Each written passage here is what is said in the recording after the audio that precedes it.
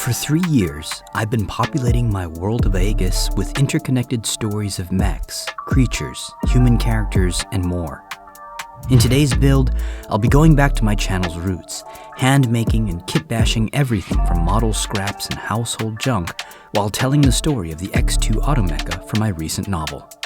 This is Gamey Builds, and welcome to Beyond the Blight.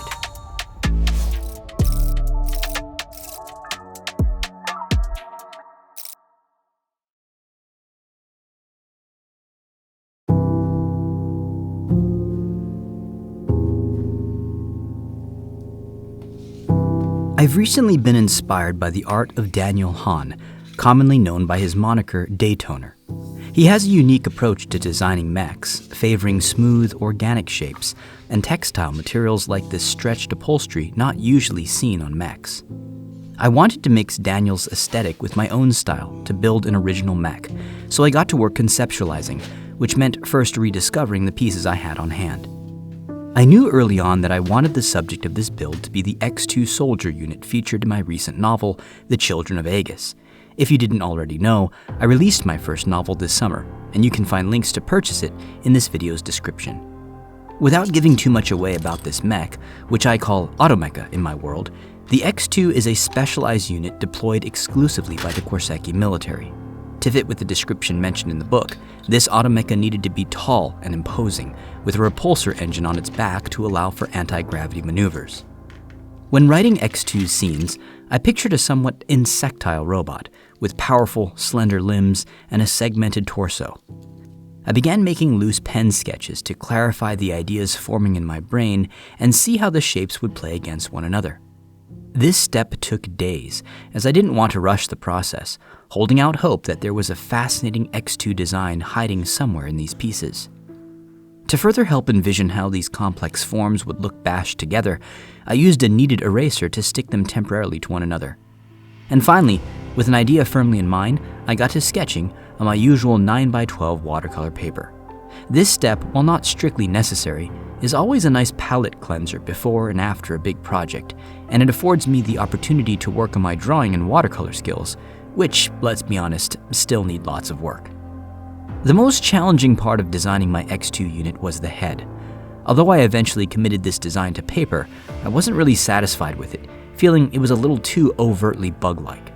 But these other heads didn't look much better, so I decided to push through this stage and not get too hung up on perfecting anything this early on.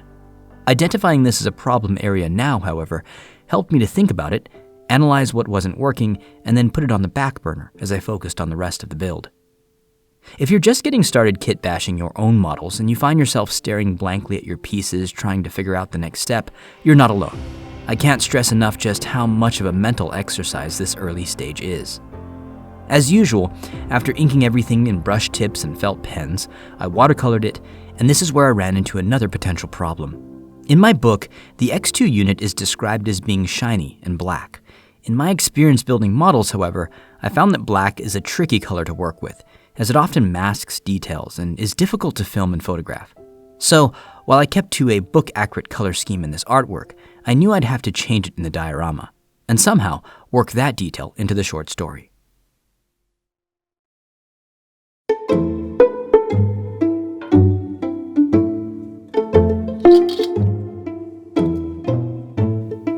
Using Weldon 3, I fused these two parts together to form the base of the torso, then sanded. While Weldon typically takes a bit longer than superglue to set and won't work with all kinds of plastic, one advantage is that it doesn't leave residue behind, which can be annoying when using superglue. So as a general rule of thumb, if the seam will be seen, I use Weldon, and if not, I'll go with the glue. A lot of the greebly work here was just to add dimension and visual interest to the torso, which started off relatively plain and flat. Most of the pieces here are from model kits, primarily Gundam, tank, and airplane models, which is where most of my current bits are stripped from. If you've got bits that you'd like to send me, feel free to reach out to me via email or by my website. I get bits from everywhere, including this one, which might not even be an actual piece, but instead a connecting sprue. In any case, for these tiny armor bits here, I attached using Mod Podge. This is because Mod Podge is a slow-drying viscous glue, allowing plenty of time to wiggle things into place before setting permanently. To attach two uneven pieces together, I still haven't found a better solution than epoxy putty. I'm using green stuff here, and once that dried, I reinforced the connection with some actual hardware, drilling a pilot hole and then adding a tiny screw. This Gundam leg then became the lower abdomen, and then, after some marking and drilling, this piece of ATST fender armor became a codpiece, I guess, for my unit, my X2 unit. A styrene rod was then notched and added to the top of the torso as a neck, which I trimmed down later. To fill this cavernous space within the torso, I added aluminum foil first, and then some epoxy sculpt, and later patched up these areas with various Gundam odds and ends. For the gap at the top, I cut up a rough template from cardstock, then slowly refined the shape until I got a perfect fit. This shape was then transferred to 1mm styrene, which was thin enough to just scissor cut, and the resulting piece was glued in place. To give the impression of an armored collar, I trimmed and added various Gundam and tank bits, making it up as I went along. For this piece, which would become the unit's back, I tried the new-to-me technique of scoring all of the panel lines for deeper grooves. The idea here was that these recesses would better hold the dark oil washes later on, although the results aren't so obvious, at least to my eye. Let me know in the comments if I did something wrong here. To make sure everything was strong and secure, I used paper clips to pin everything together, then glued and squished it all in place. Green stuff made for some nice textured cables here, tank wheels emulated the look of rotors, and then I added some of these cool hex bolts, which I purchased online. They were so tiny, which really helped to sell the scale of this thing.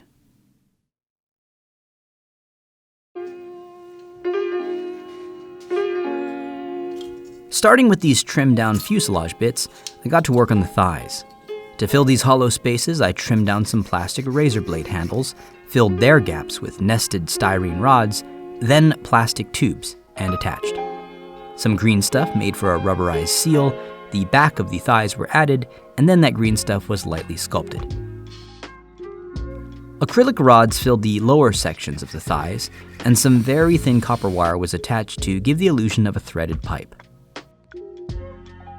A few more bits were glued here and there to add volume, and then it was on to the outside of the legs.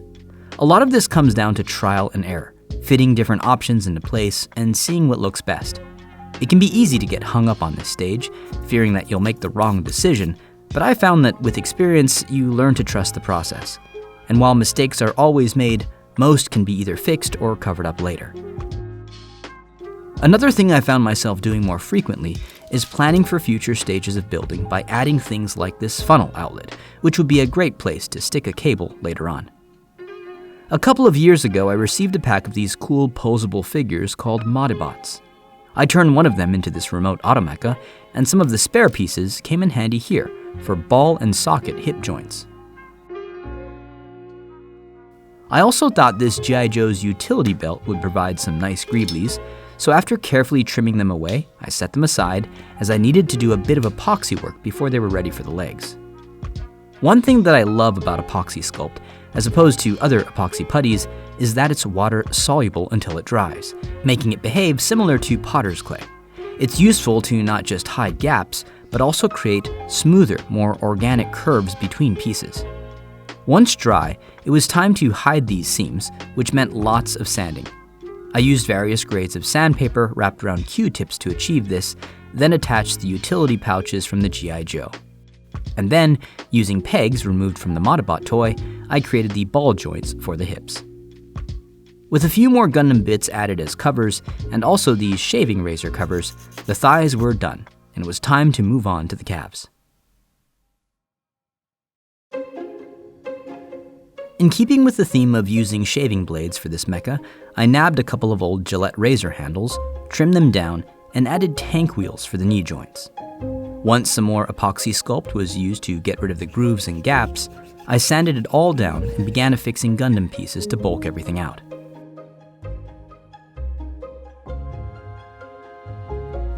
Bits of ankle armor were then attached, and then I began planning out the feet.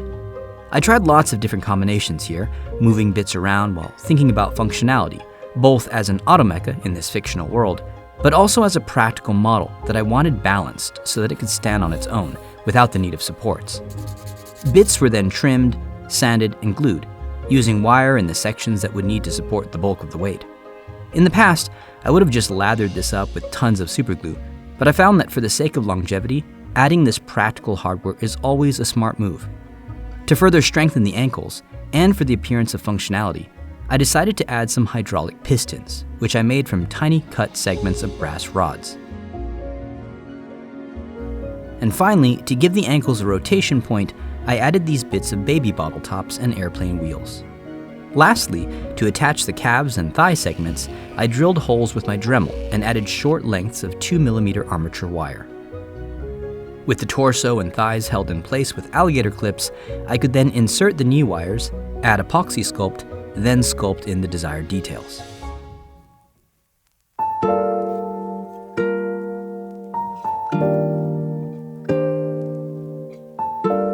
For the arms, I worked from the shoulders down to the elbows, starting with the shoulder joint, for which I used this toy bit.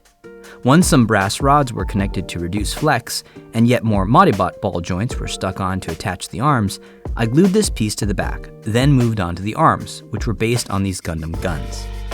Once the gaps were patched, I hacked up these Dollar Tree toy bits for forearms. The only problem with this shape was that there wasn't much surface area to attach the hands, so I added some styrene rods and tiny lengths of bendy straws to serve as wrists. Finally, elbow joints were made from yet more Gundam parts, and the gaps between these joints and the arms were filled with hole-punched chipboard. With the base parts done, it was simply a matter of disguising some of the pieces with model kit parts, particularly those that would provide a nice flat surface for glyphs and signage. I then took some inspiration from those Daytoner mechs and covered the forearms in what I hoped would have that upholstered look, but ended up just resembling the Michelin Man during a hunger strike. Now with this large scale, it simply wouldn't do to use Gundam or action figure hands, which gave me the opportunity to try something I'd never done before. Using these bits as palms, I stuck on some green stuff, then pressed in some very thin copper wire. I then added short lengths of 2mm square styrene tubes, with more green stuff in between to simulate finger joints. Very gently, I then posed the hands, which, in hindsight, would have been a lot smarter to do once everything else was done. In any case, it was time to give this soldier a firearm, which was based off of an existing Gundam gun, adding bits here and there to bulk it out and make the scale feel a bit bigger.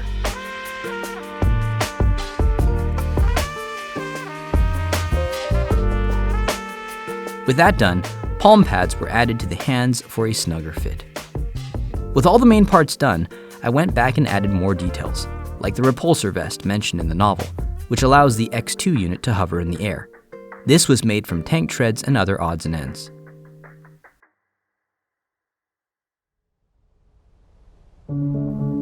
Because I hadn't been satisfied with my original concept for the head, I saved this part for last. It wasn't until stumbling upon this promising piece from a Transformers toy that I found my solution. With the gaps patched in styrene, I began adding copious amounts of greeblies, adding epoxy putty here and there for a better fit, and sanding things with my Dremel so that everything was snug and secure. Tiny canisters for the back of the head were crafted with glass beads and plastic nubs, and other bits were attached in places in need of detail. The styrene rod I'd earlier added as a neck piece was then trimmed and filed down as I brainstormed ways to attach the head. To unify it with the rest of the mech's design, I trimmed down the headpiece, drilled a hole, added some wire, then used green stuff, adding just a few grooves before twisting it all into place, which created some realistic rubbery warping. The antenna fin was added, and then it was on to creating the lens. Now, in the past, I've kept lenses simple by just using rounded beads or even googly eyes, but I really wanted a realistic effect here, so I ripped open a broken CD-ROM drive, recovered this tiny glass part, then prepared a bit of brass rod for affixing it, though I'd install all of this separately after painting. My build process up to this point had taken about 5 weeks, and I was excited to slap on the paint job, but a few details still remained. The mech's forearms, for example, looked too unsubstantial, so I returned to my bits drawers and added these tail fins. Then, with electrical wire and thin copper wire, I made some tiny cabling, added a short length to the head, and more lengths to the sides of the torso. While I do like using textured green stuff for cables, you just can't beat this texture for detail. I also decided I didn't like the look of these thighs, so I sanded their tops flat and added panels, which were wingtips from some plane models. Last came more cabling for those thigh-mounted funnels, and it was held in place with tiny loops crafted from brass wire.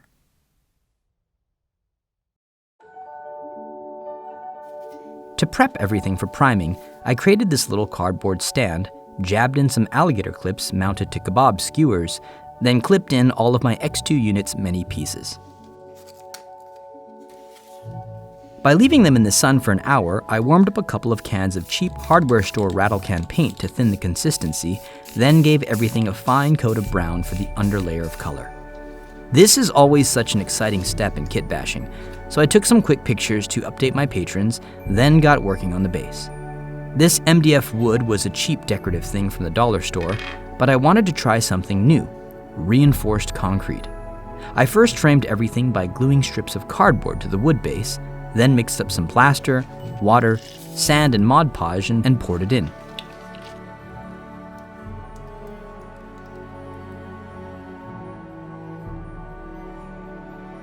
I then stuck some wire in a drill and wound it with thinner wire, forming rods of miniature rebar. This was laid down in a grid formation, glued, then bound with more tiny wire for a bit of added realism. I also added a few lengths of brass rods to one corner, which would later be cracked and exposed. This was squeezed into the form before a second layer of plaster concrete was poured over its top. Once dry, the cardboard was peeled away, and the concrete slab, which had been kept separate from the wooden base with some wax paper, came free. Now, before we move on to painting and the short story, many of you will be happy to know that I finally reprinted my Little Flea t-shirt. With this batch, I've switched to Bella Canvas brand shirts, which are of slightly better quality than the Gildan shirts I used previously, though the fit and cut is nearly identical.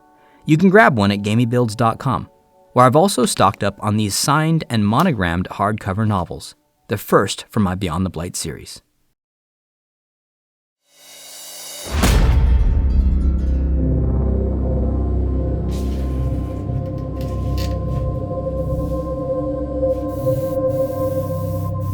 "You can't be serious," Madame Delanya said. The gray-haired woman pulled the magnifiers from her eyes and pinched the bridge of her nose. "Those are the numbers," Palin sighed. "The team has been over every component in every system multiple times. I can guarantee there's no way to manufacture this unit for any less than that." He felt tired, too. More than that, really. Every time this lab rubbed shoulders with the Empire's bureaucracy, the only result was friction. He felt about as drained as the empty microfluid canisters littering his workstation. He watched absently as the nanomecha swirled idly, forming shimmering patterns in the oil stains on the desk. "The royal treasurers will never approve this," Delanya insisted. "This is nearly 5 times the cost of the X1, said the woman, doling out each word in measured portions, as if the lead engineer she was talking to wasn't intimately acquainted with these details.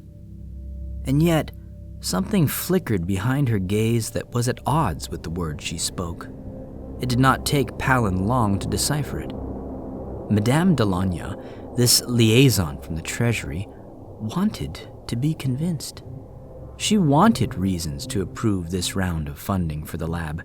She couldn't come out and say it, not with the eyes and ears watching and listening from every corner of this room, but more funding meant the project kept going, meant she could keep shuffling back and forth between this place and the royal chambers, relaying updates and making promises, continuing to live on the fringes of royalty.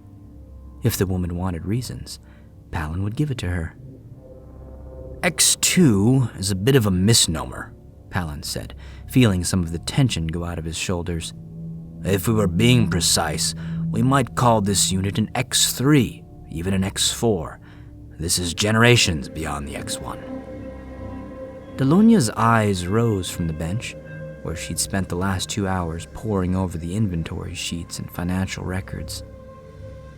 Working for years in the Automecha labs, Palin had often been stuck with the task of removing microfluid from prototype systems.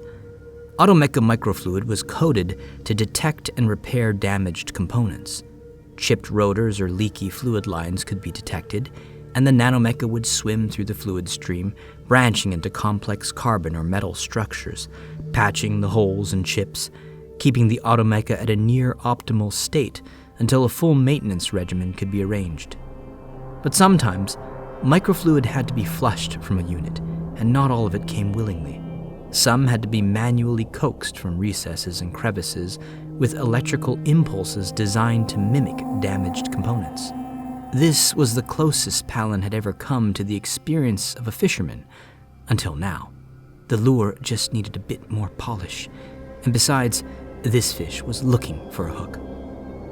"Here, allow me to demonstrate," Palin said. He cleared his throat and tapped at the screen. Bringing up a directory of video logs, he pressed his thumb into one and opened it. On screen, clouds of yellow dust swirled in the streets of a dense urban sprawl. Ruined vehicles and stacks of garbage bordered the cramped streets, much of it engulfed in flames, clotting the air around them with black smoke. The walls of the buildings were pock-marked with munitions damage, their facades flayed to expose steel ribs.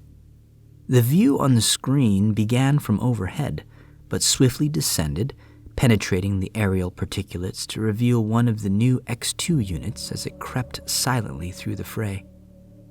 Delonia frowned, replacing her magnifiers and leaning closer to peer at the screen. "Where is this? What am I looking at?" the woman asked, clearly concerned. "Have you already deployed one of these?" "We were granted special permission," Palin said. "A band of insurgents was reported not far from one of our testing facilities. It was a fortuitous opportunity," Palin said through a crooked smile. On screen, the X2 unit came to a stop, its head panning left to right as it scanned the alley. Then, from a pouch at its hip, it removed a flimsy-looking device, attached something to it, then tossed it into the air and watched it unfurl and take flight. It disappeared from sight, papery wings flapping and scratching as it went. "The X2s can make use of military surveillance devices like echo probes, rather than simply relying on human technicians to relay the information," Palin explained.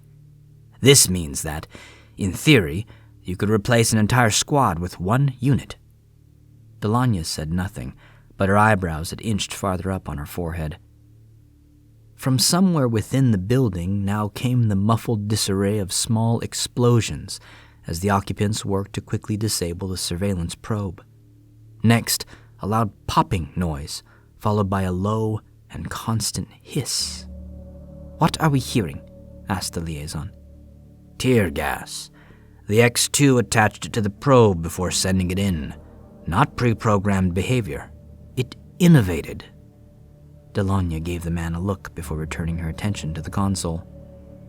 There were more noises coming from within the building, but by now the X2 unit had activated its repulsor vest, hovering in the air a few meters above the alley ground. A single occupant poked a head out from a doorway, looked one way, then the other, then signaled to the rest of his co-conspirators. Quietly, the group eased into the open, 8, then 10, then 13 of them, pointing their weapons this way and that, trying to secure the alley. They even looked up, but could not detect the soldier automecha hovering just above the yellow cloud of dust. What happened next was so fast that, had Madame Delonia momentarily broken her attention from the screen, she would have missed it. The alley air itself ignited as bright yellow beam bolts rained down from above. Each hit precise, each kill instantaneous. Quietly, the X2 unit settled back down to the ground, checked each of the bodies for signs of life, and stood. The recording ended. "As you saw, the X2 did not throw itself into a firefight like other models. It planned, it waited, and it acted with lethal swiftness. And not a nick or a scratch for all that. The only loss was a cheap echo probe. Perhaps you now see why we feel the cost is justified," Palin said, his back straightening as he waited for the woman's assessment. He didn't have to wait long. A thin smile slid its way across Delonia's face. "I do not foresee any objections from the treasury. Of course, the Kajavi will want to know if it comes in black." Palin matched the woman's expression and nodded. "As you wish. Glory to the Empire." Madame Delonia's smile formed creases at the corners of her mouth, like a tension cable about to snap. "Indeed," she said. "Glory to the Empire."